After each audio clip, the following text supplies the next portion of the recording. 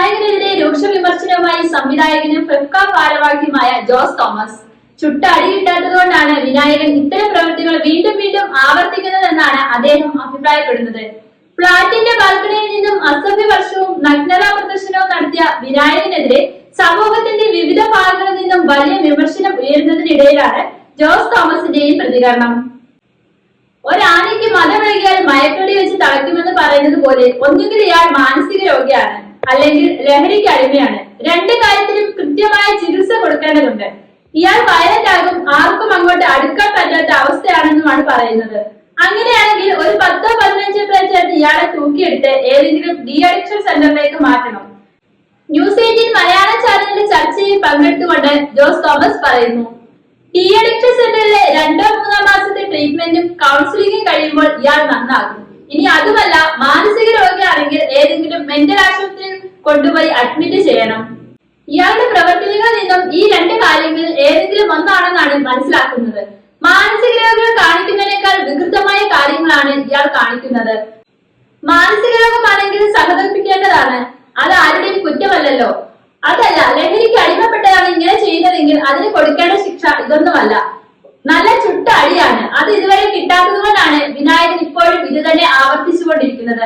അയാൾ ഒരു പൊതുശല്യമെന്നാണ് പറയുന്നത്.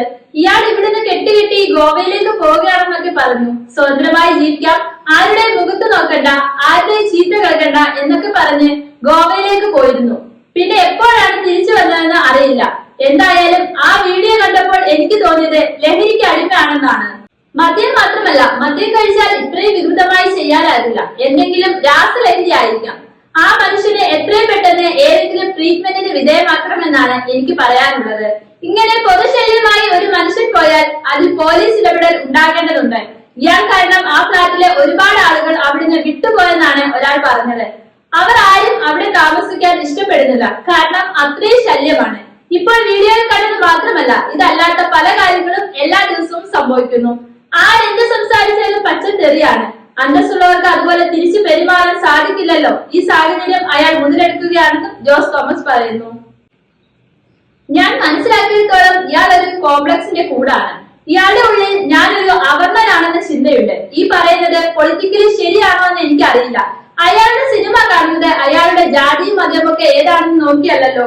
അയാൾ നന്നായി അഭിനയിക്കുന്നു എന്നാണ് എല്ലാവരും പറയുന്നത്. എന്നാൽ വിനായകന്റെ ഉള്ളിൽ ഞാനൊരു താഴ്ന്ന ജാതിക്കാരനാണ്, എന്നെ ആരും ബഹുമാനിക്കുന്നില്ല എന്നൊക്കെയുള്ള വികാരമുണ്ട്. അത് വളർന്ന് അയാളെക്കാൾ വളർന്ന് വലുതായിരിക്കുകയാണ്. അതാണ് ഇപ്പോൾ കാണുന്ന പ്രശ്നത്തിന്റെ കാരണം. ഒരിക്കൽ പോലും വിനായകനെതിരെ സംഘടനാപരമായി വന്നിട്ടില്ല. ഇനി സെറ്റിൽ എന്തെങ്കിലും പ്രശ്നം ഉണ്ടായിട്ട് പരാതിപ്പെടുന്നതാണോ എന്ന് സംശയമുണ്ട്.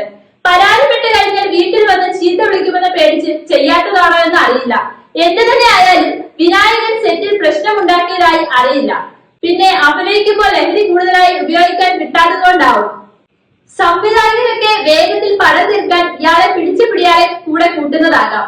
ഫ്ളാറ്റിൽ അയാൾ ഒറ്റയ്ക്കാണല്ലോ. ചികിത്സിച്ച് ഭേദമാക്കേണ്ട വിഷയമാണ് ഇതെന്നാണ് എനിക്ക് വീണ്ടും പറയാനുള്ളതെന്നും ജോസ് തോമസ് കൂട്ടിച്ചേർക്കുന്നു.